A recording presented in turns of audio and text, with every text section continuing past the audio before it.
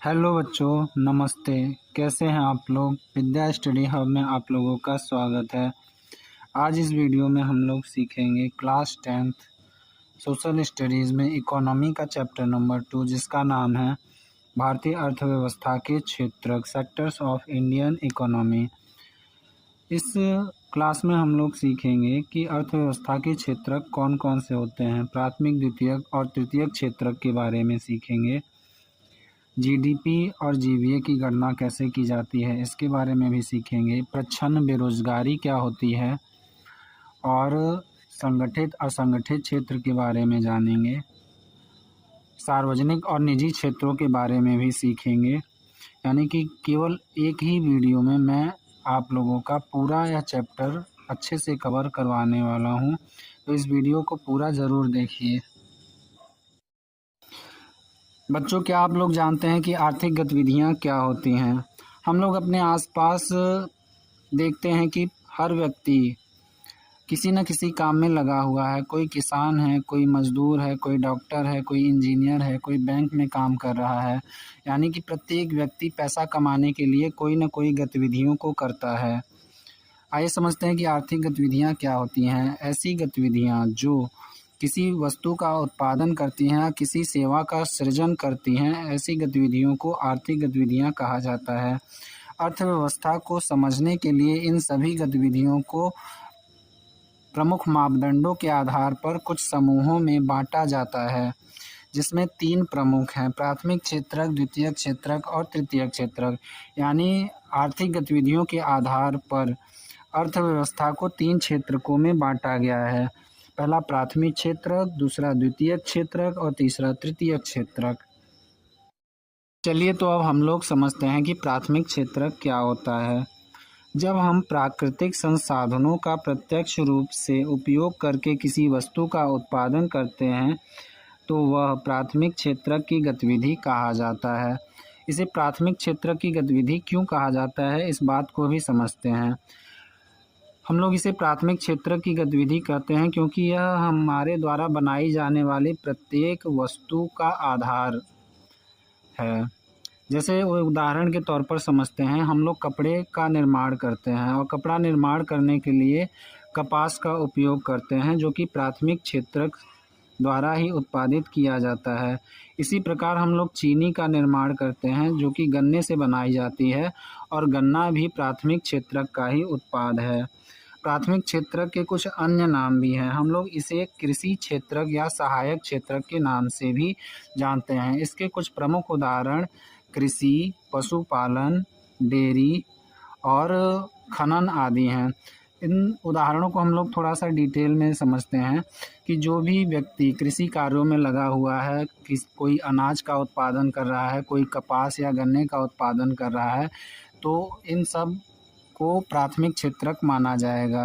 दूसरा पशुपालन या डेयरी। हम लोग जानवरों का भी पालन करते हैं। मछली पालन करना, गाय भैंस का पालन करते हैं, जिससे हमें दूध की प्राप्ति होती है। और खनन की प्रक्रिया, जिसमें हम ज़मीन के अंदर से कोई भी उपयोगी वस्तु निकालते हैं, जैसे लोहा, सोना, चांदी। तो ये सब प्राथमिक क्षेत्रक की गतिविधियों में ही शामिल होते हैं। आइए अब हम लोग समझते हैं कि द्वितीयक क्षेत्रक क्या होता है। जब हम प्राकृतिक उत्पादों से विनिर्माण प्रणाली मैन्युफैक्चरिंग के द्वारा उसे अन्य रूपों में बदल देते हैं, तो यह काम द्वितीयक क्षेत्रक की गतिविधियों में शामिल किया जाता है। ध्यान रखिए, इसमें वस्तुएं प्रकृति से प्राप्त नहीं होती, बल्कि उनका निर्माण किया जाता है। इनका निर्माण करने के लिए कई कारखाने और कार्यशाला बनाई जाती हैं। इसका दूसरा नाम औद्योगिक क्षेत्रक भी है। इसके उदाहरण को अगर हम लोग देखें तो कपास, जो कि एक प्राकृतिक उत्पाद है, उसको लेकर के सूत काटने का काम और फिर सूत से कपड़ा बनाने का काम, यह द्वितीयक क्षेत्रक की गतिविधियों में शामिल होगा।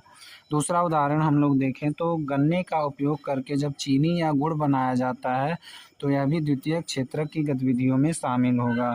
तीसरा उदाहरण हम लोग अगर समझें तो मिट्टी का उपयोग करके ईंट बनाना और ईंट से फिर मकान बनाना, ये भी द्वितीयक क्षेत्रक का ही उदाहरण माना जाएगा। तो चलिए अब हम लोग तृतीयक क्षेत्रक को समझते हैं। तृतीयक क्षेत्रक में वे गतिविधियां शामिल की जाती हैं जो प्रत्यक्ष रूप से तो किसी वस्तु या सेवाओं का उत्पादन नहीं करती है, बल्कि उत्पादन प्रक्रिया में सहयोग प्रदान करती हैं। ये गतिविधियां सेवाओं का सृजन करती हैं। इन गतिविधियों के उदाहरण को अगर हम देखें तो बैंक और परिवहन जैसी सुविधाएं शामिल होती हैं। बैंक जो किसी किसान को ऋण प्रदान करता है जिससे वह अपने खेतों में बीज, खाद आदि का प्रयोग कर सके और मशीनें खरीद सके। इसी तरह से बैंक द्वितीयक क्षेत्रक को भी लोन प्रोवाइड करता है जिससे वह मशीनें वगैरह खरीद कर अच्छे से अपना उत्पादन कर सकें। इसी तरीके से किसानों का जो माल होता है वह ट्रकों या रेलगाड़ियों के माध्यम से यानी परिवहन सुविधा के माध्यम से एक स्थान से दूसरे स्थान पर जाता है, तो यह भी तृतीयक क्षेत्रक में शामिल किया जाएगा। तृतीयक क्षेत्रक को हम एक दूसरे नाम से भी जानते हैं, इसे हम लोग सेवा क्षेत्रक भी कहते हैं। यह दूसरे क्षेत्रकों की सेवा यानी कि मदद करता है, इसलिए हम इसे सेवा क्षेत्रक भी कहते हैं।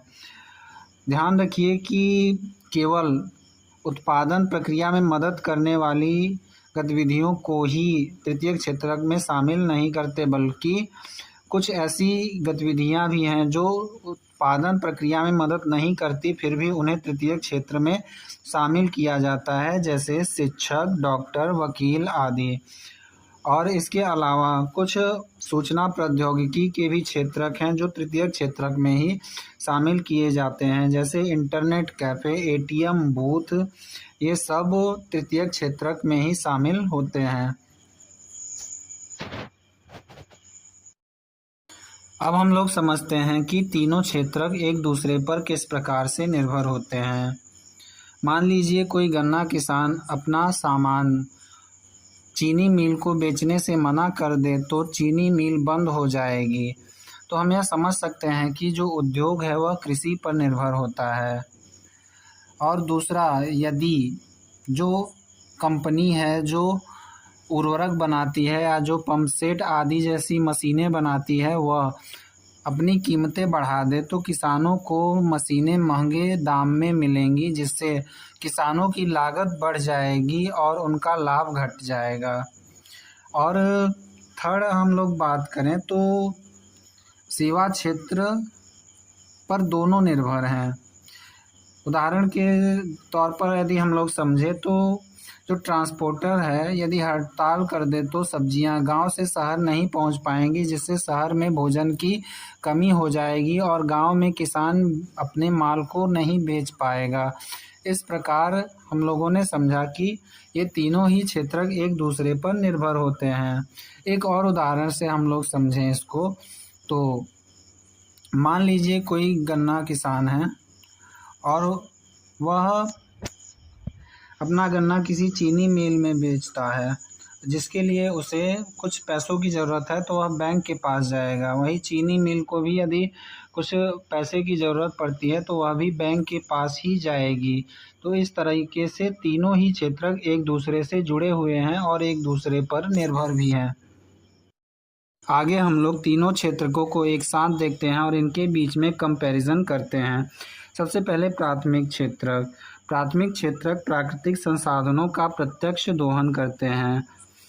ये प्राकृतिक संसाधनों का प्रयोग करके किसी वस्तु का निर्माण करते हैं। इसका दूसरा नाम कृषि और सहायक क्षेत्रक भी है।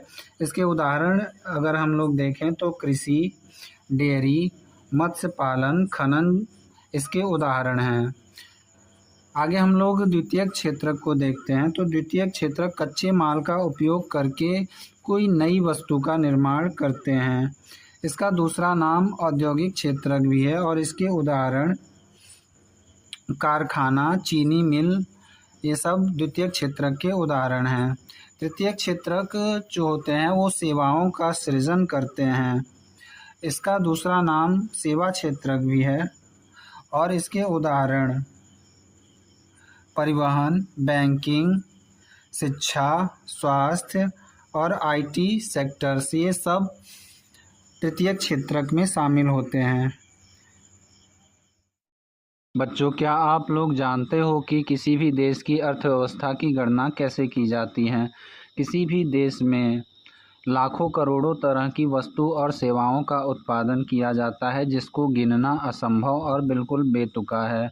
इस समस्या का समाधान करने के लिए हम लोग एक उपाय निकालते हैं कि हम सभी वस्तु और सेवाओं को गिनने के बजाय उसके मूल्य की गणना करते हैं। जैसे 10,000 किलोग्राम गेहूँ और 1 किलो गेहूँ का कीमत 20 रुपये है, तो हम अपने अर्थव्यवस्था की गणना करने के लिए इसका मूल्य निकालेंगे जो होगा 2 लाख रुपए। इस तरह से हम अपने देश की अर्थव्यवस्था की गणना कर सकते हैं। निष्कर्ष हमारे पास यह निकल के आता है कि पूरे साल भर में जितनी भी वस्तु और सेवाएं उत्पादित हो रही हैं उसके मूल्य की गणना की जाए।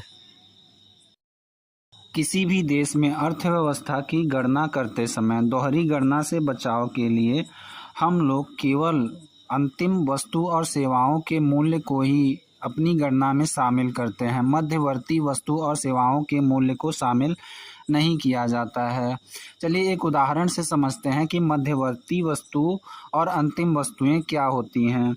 कोई किसान है जो गेहूं का उत्पादन करता है और उसे आटा मिल को 20 रुपये प्रति किलो के हिसाब से बेचता है। उसी गेहूं का उपयोग करके आटा मिल आटा बनाती है और इसे 25 रुपये प्रति किलो के हिसाब से किसी बिस्कुट कंपनी को बेचती है और बिस्कुट कंपनी इससे आटे में तेल और चीनी जैसी और भी वस्तुएं मिला करके बिस्कुट बनाती है और इसे 80 रुपये के हिसाब से बेचती है। तो यहाँ पर हम लोग समझें तो गेहूँ और आटा ये मध्यवर्ती वस्तुएं हैं और उपभोक्ता के पास पहुंचने वाली बिस्कुट यह अंतिम वस्तु मानी जाएगी। बिस्कुट की कीमत में ही गेहूं और आटा का भी कीमत शामिल है। तो अर्थव्यवस्था की गणना करते समय हम केवल 80 रुपये की ही गणना करेंगे, क्योंकि 80 रुपये अंतिम वस्तु का मूल्य है और इसमें गेहूं और आटे का मूल्य पहले से ही शामिल है। अगर हम इसको दोबारा से इसमें गिन लेंगे तो दोहरी गणना हो जाएगी। इससे बचने के लिए हम केवल अंतिम वस्तु और सेवाओं का ही गणना करते हैं। अंतिम वस्तु और सेवाएं क्या होती हैं? जो उपभोक्ता तक पहुंचती हैं और जिस मूल्य में पहुंचती हैं वही वस्तु अंतिम वस्तु या सेवा कहलाती है। हम लोग जीडीपी और जीवीए को समझते हैं। राष्ट्रीय आय के पैमाना जीडीपी और जीवीए क्या होता है? सबसे पहले सकल घरेलू उत्पाद यानी जीडीपी को समझते हैं। इसका full form gross domestic product होता है। ग्रॉस डोमेस्टिक प्रोडक्ट से मतलब यह है कि किसी वर्ष में देश की सीमाओं के अंदर उत्पादित वस्तु और सेवाओं का कुल अंतिम मूल्य जीडीपी कहलाता है। यह किसी देश के भीतर उत्पादन को मापता है और देश में अर्थव्यवस्था की विशालता को प्रदर्शित करता है। जीडीपी की गणना केंद्र सरकार द्वारा राज्यों के सहयोग से की जाती है। अगला हमारा टॉपिक है सकल मूल्य वर्धित। जीवीए क्या होता है? Gross value added. यह देश की अर्थव्यवस्था में कितने मूल्य की वृद्धि हुई इसको दर्शाता है। हाल ही में भारत सरकार ने इसको शुरू किया है। जीवीए टैक्स और सब्सिडी के समायोजन के बाद अर्थव्यवस्था में तीनों क्षेत्रकों के सटीक योगदान को मापता है। तो हम लोग अर्थव्यवस्था के क्षेत्रकों में हुए ऐतिहासिक परिवर्तन को देखेंगे। पहला चरण है प्रारंभिक अवस्था। जब कोई भी अर्थव्यवस्था प्रारंभिक चरण में होती है तो उसमें कृषि का योगदान बहुत ज़्यादा बढ़ जाता है। ज़्यादातर लोग प्राथमिक क्षेत्र में काम करते हैं और शिल्पी और व्यापारियों का महत्व भी बहुत ज़्यादा बढ़ जाता है। इसका मतलब यह है कि पुराने समय के लोग ज़्यादातर खेती, किसानी और प्रकृति पर ही निर्भर रहा करते थे। फिर इसके बाद औद्योगिक क्रांति आती है। पूरी दुनिया में नई नई वस्तुओं का आविष्कार हो जाता है, जिससे कई विनिर्माण कंपनियां और फैक्ट्रियां स्थापित हो जाती हैं, जिससे वस्तुओं के उत्पादन में भी वृद्धि होती है और रोजगार में भी वृद्धि हो जाती है और द्वितीयक क्षेत्र का महत्व बहुत ही ज़्यादा बढ़ता चला जाता है। और अर्थव्यवस्था का जो तीसरा चरण है, इसे हम आधुनिक चरण भी कहते हैं। इसमें 100 वर्षों में विकसित देशों में यह पाया गया है कि अधिकतर लोग सेवा क्षेत्र में लगे हुए हैं। यानी कि किसी भी देश की अर्थव्यवस्था को अगर विकसित बनाना है तो ज़्यादातर लोगों को सेवा क्षेत्र में काम करना चाहिए और सेवा क्षेत्र का योगदान किसी अर्थव्यवस्था में जितना ज़्यादा होगा, उस देश की अर्थव्यवस्था उतनी ही ज़्यादा मानी जाएगी। इससे हम यह समझ सकते हैं कि अर्थव्यवस्था की जब शुरुआत होती है तो प्राथमिक क्षेत्र का महत्व बहुत ज़्यादा होता है, फिर धीरे धीरे द्वितीयक क्षेत्र का महत्व बढ़ता है और अंत में तृतीयक क्षेत्र सबसे ज़्यादा महत्वपूर्ण हो जाता है। वर्तमान समय की बात करें तो भारत देश में भी तृतीयक क्षेत्र का ही योगदान सबसे ज़्यादा है। लोग भारतीय अर्थव्यवस्था की स्थिति को समझते हैं। जब भारत आज़ाद हुआ था तो प्राथमिक क्षेत्र का योगदान अर्थव्यवस्था में बहुत ज़्यादा था, लेकिन धीरे धीरे तृतीयक क्षेत्र का महत्व अर्थव्यवस्था में बढ़ता चला गया।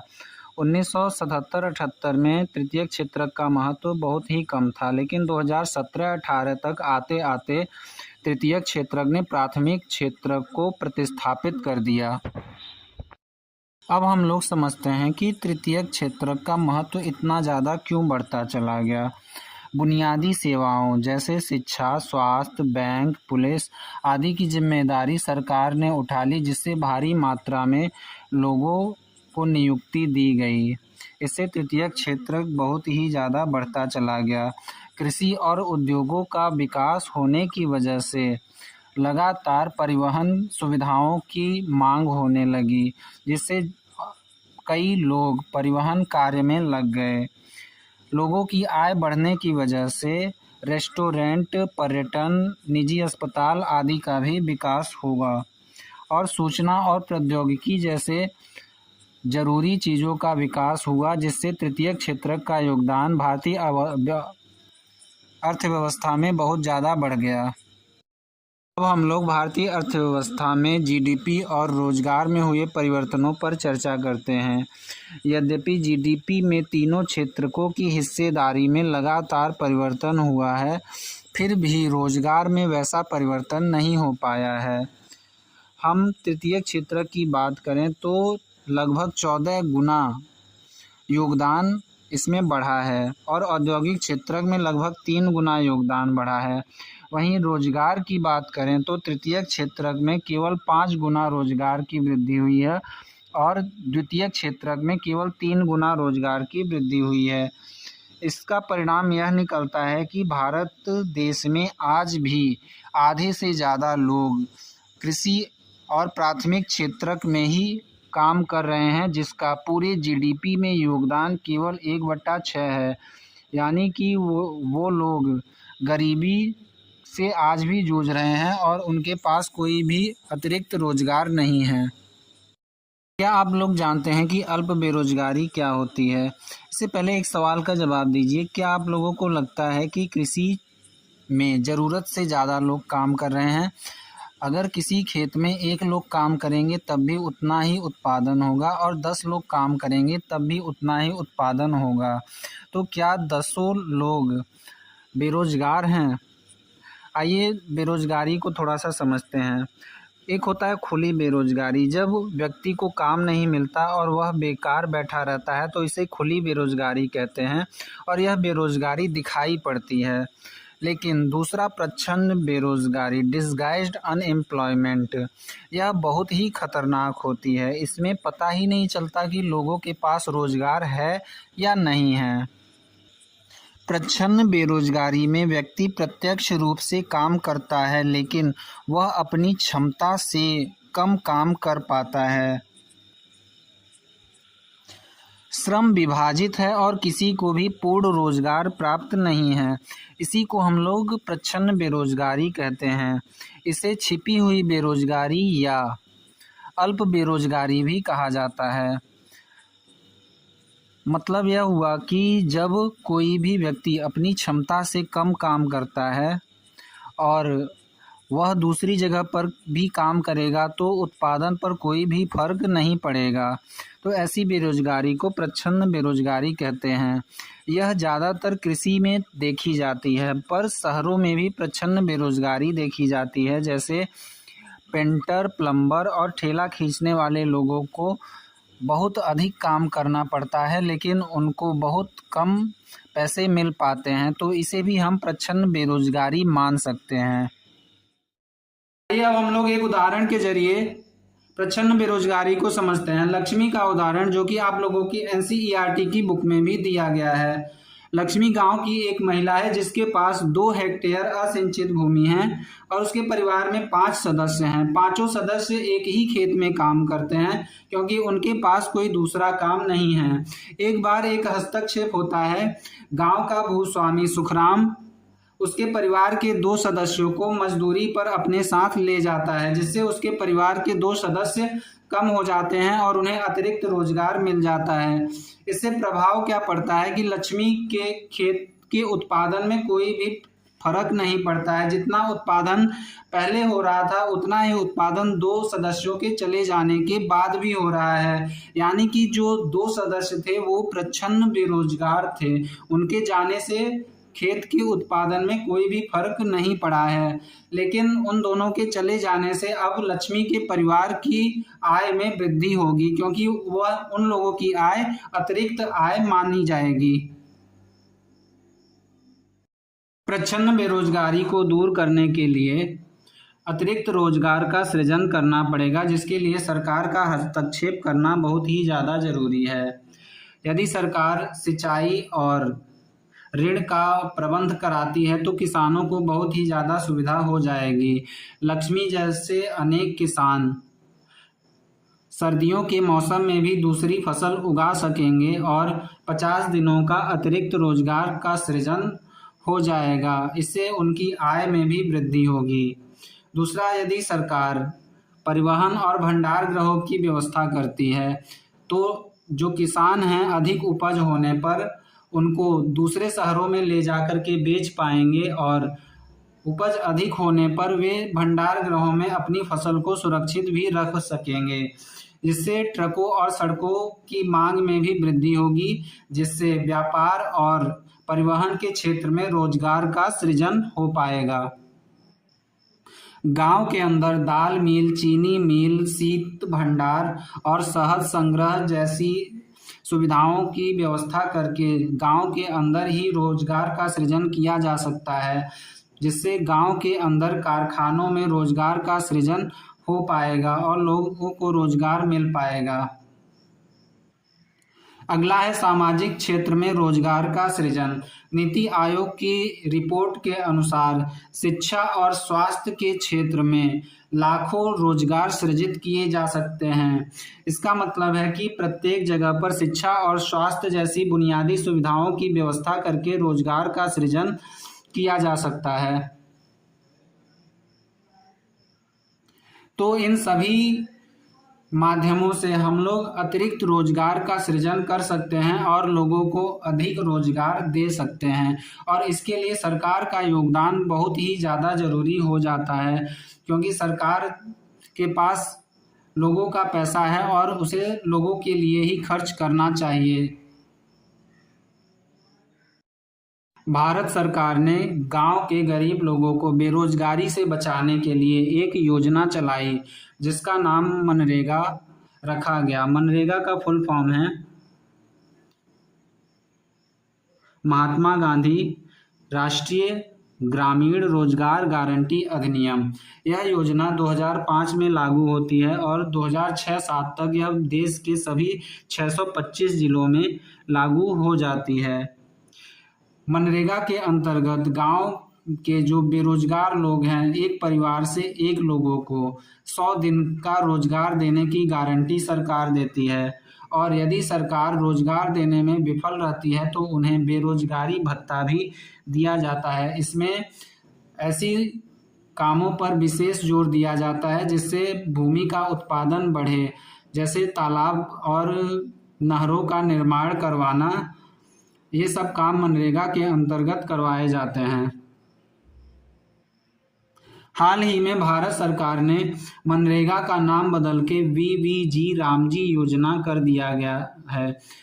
इसमें थोड़ा बदलाव किया गया है। पहले जो 100 दिनों का रोजगार था, अब उसे बढ़ाकर 125 दिन कर दिया गया है और मजदूरी को भी 25 रुपये बढ़ाया गया है, जिससे ग्रामीण लोगों को अधिक रोजगार मिलेगा और लोग बेरोजगार नहीं रहेंगे। हम लोग संगठित और असंगठित क्षेत्र को समझते हैं। संगठित क्षेत्र सरकार द्वारा पंजीकृत एक संगठन होता है जो सरकार द्वारा बनाए गए नियमों का पालन करते हैं।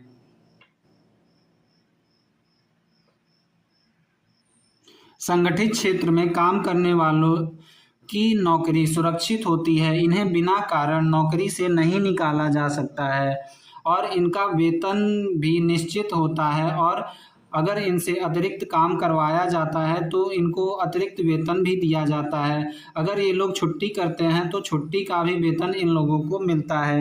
इन लोगों को और भी अतिरिक्त सुविधाएं मिलती हैं। इनको पीएफ जैसी सुविधाएं भी मिलती हैं, स्वास्थ्य की भी सुरक्षा मिलती है, जिसके लिए इनको बीमा का कवरेज भी मिलता है। इन लोगों को पेंशन और महंगाई भत्ता जैसी अनेकों सुविधाएं प्राप्त होती हैं। तो यह क्षेत्र किसी भी व्यक्ति के लिए बहुत ही अच्छा माना जाएगा, जहां पर नौकरी भी सुरक्षित है, वेतन भी समय पर मिल जाता है, काम के घंटे निश्चित हैं और अन्य सुविधाएं जैसे स्वास्थ्य और पेंशन जैसी सुविधाएं भी इन लोगों को मिलती हैं। दूसरी तरफ असंगठित क्षेत्र है, जो सरकार द्वारा पंजीकृत नियम तो बनाए गए हैं पर उनका पालन असंगठित क्षेत्रों में नहीं किया जाता है, क्योंकि ये सरकारी नियंत्रण से बाहर होते हैं। इनकी नौकरी सुरक्षित नहीं है, इन्हें कभी भी काम से बाहर निकाला जा सकता है और इन्हें सवेतन अवकाश भी नहीं मिलता है और काम कभी भी करवाया जा सकता है। इनके काम के घंटे भी निश्चित नहीं होते, कभी कभी तो 10-12 घंटे दिन में इनसे काम ले लिया जाता है। इन लोगों को ओवर टाइम का भी पैसा नहीं मिलता है। इनको छुट्टी करने पर कोई पैसा नहीं दिया जाता है और अगर ये लोग बीमार पड़ते हैं तो इनका वेतन भी काट लिया जाता है। इसलिए असंगठित क्षेत्र को असुरक्षित माना जाता है। फिर भी आज के समय में कई लोग असंगठित क्षेत्रों में काम करने के लिए मजबूर हैं। अब हम लोग उदाहरण के जरिए समझते हैं संगठित और असंगठित क्षेत्र में क्या फर्क होता है। कांता संगठित क्षेत्र में काम करती है, जबकि कमल जो है वो असंगठित क्षेत्र में काम करता है। कांता 9 बजे से 5 बजे तक अपने कार्यालय में काम करती है। उसको नियमित रूप से वेतन मिलता है, उसको पीएफ और चिकित्सा भत्ता जैसे कई और भी सुविधाएं प्राप्त होती हैं। रविवार को सवेतन अवकाश मिलता है, यानी छुट्टी करने पर उसकी सैलरी नहीं कटती है। और नियुक्ति के टाइम पर उसको नियुक्ति पत्र मिला था, जिसमें सभी नियम और रूल रेगुलेशन लिखे हुए थे, जिसके हिसाब से उसको काम करना था।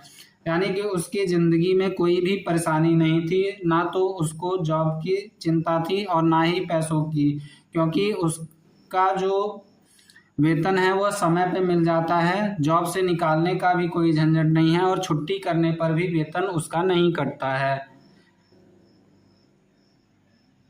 दूसरी तरफ कमल है, जो किसी किराना दुकान पर काम करता है। वह सुबह 7 बजे ही दुकान पर पहुंच जाता है और रात 8 बजे तक काम करता है, और अगर मालिक का मर्जी हो तो उससे और भी अधिक काम करवाया जा सकता है। उसको केवल मजदूरी मिलती है, कोई अतिरिक्त भत्ता जैसे किराया भत्ता, स्वास्थ्य बीमा, पेंशन जैसी कोई भी चीज़ें उसको प्राप्त नहीं होती हैं। छुट्टी वाले दिन उसको कोई पैसा नहीं मिलता है और उसको कोई नियुक्ति पत्र भी नहीं मिला है, जिसकी वजह से नियोक्ता कभी भी उसे काम से निकाल सकता है, इसलिए उसका रोजगार सुरक्षित नहीं है। तो आई होप आप लोगों को संगठित और असंगठित क्षेत्र के बीच में फ़र्क समझ में आ गया होगा। संगठित क्षेत्र सबसे अच्छा है पर वह पाना मुश्किल है और असंगठित क्षेत्र बहुत ही खराब है, लेकिन फिर भी कई लोग असंगठित क्षेत्र में काम करने पर मजबूर हैं। सरकार को चाहिए ऐसे नियम और कानून बनाए जिससे असंगठित क्षेत्र के लोगों का भी भला हो सके। हम लोग अर्थव्यवस्था के स्वामित्व आधारित वर्गीकरण को देखते हैं। स्वामित्व का मतलब है कि किसी भी क्षेत्र पर किसका अधिकार है। स्वामित्व के आधार पर अर्थव्यवस्था को दो क्षेत्रकों में बांटा गया है, सार्वजनिक क्षेत्रक और निजी क्षेत्रक। सार्वजनिक क्षेत्रक पब्लिक सेक्टर। सार्वजनिक क्षेत्रक ऐसे क्षेत्रक होते हैं जिसमें अधिकांश परिसंपत्तियों पर सरकार का अधिकार होता है। सरकार के लिए जो सार्वजनिक क्षेत्रक होता है उसका मुख्य उद्देश्य लाभ कमाना नहीं होता बल्कि लोगों का कल्याण करना होता है और इनके व्ययों की भरपाई सरकार को मिले हुए टैक्सों से की जाती है। उदाहरण के तौर पर रेलवे और डाकघर जैसी सुविधाएं सार्वजनिक क्षेत्रक में मानी जाती हैं। दूसरी तरफ निजी क्षेत्रक यानी कि प्राइवेट सेक्टर है, जहां पर संपत्तियों और सेवाओं का नियंत्रण किसी निजी व्यक्ति या एकल व्यक्ति या कंपनी के हाथों में होता है। इनका मुख्य उद्देश्य लाभ कमाना होता है। उदाहरण के तौर पर टिस्को और रिलायंस इंडस्ट्रीज जैसी कंपनियां जो लाभ कमाने के उद्देश्य से ही काम करती हैं, इनका मुख्य उद्देश्य लाभ कमाना ही होता है। आप लोग जानते हैं कि सार्वजनिक क्षेत्र की अनिवार्यता क्यों है। ऐसी कई चीज़ें हैं जिनकी आवश्यकता पूरे समाज को है, लेकिन निजी क्षेत्रक उनको उचित दाम पर उपलब्ध नहीं करवा सकते हैं, जिसके लिए सरकार को यह जिम्मेदारी उठानी पड़ती है।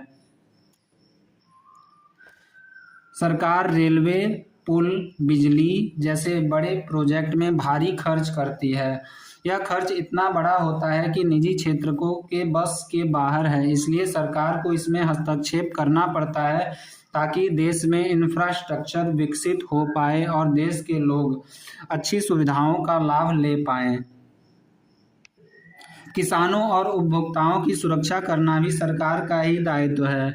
सरकार एमएसपी के माध्यम से किसानों की आय को सुरक्षित करती है और उनके लाभ को बढ़ाने का प्रयास करती है, जबकि वही किसान निर्धन लोगों को पीडीएस पब्लिक डिस्ट्रीब्यूट सिस्टम के माध्यम से गेहूं और चावल जैसी अनाजों को सस्ते दाम पर उपलब्ध करवाती है ताकि कोई भी लोग देश में भूखा न रहे। देश के अंदर बुनियादी सुविधाओं जैसे स्कूल, कॉलेज, स्वास्थ्य केंद्र और पेयजल आदि की व्यवस्था करना भी सरकार का ही कर्तव्य है ताकि लोगों को बुनियादी सुविधाएं मिल पाएं। इससे यह निष्कर्ष निकलता है कि सरकार देश के निर्धन और उपेक्षित लोगों की देखभाल करे और उनकी सुविधाओं का ध्यान रखे। इसके लिए सरकार अनेकों तरह की योजनाएं भी लेकर के आती है और सरकार को यह भी चाहिए कि देश में रोजगार का सृजन है, लोगों को संगठित क्षेत्रों में काम मिल सके। तो आई होप यह चैप्टर आप लोगों को बहुत अच्छे से समझ में आ गया होगा। इस एक ही वीडियो में मैंने पूरा चैप्टर कवर करने की कोशिश किया है।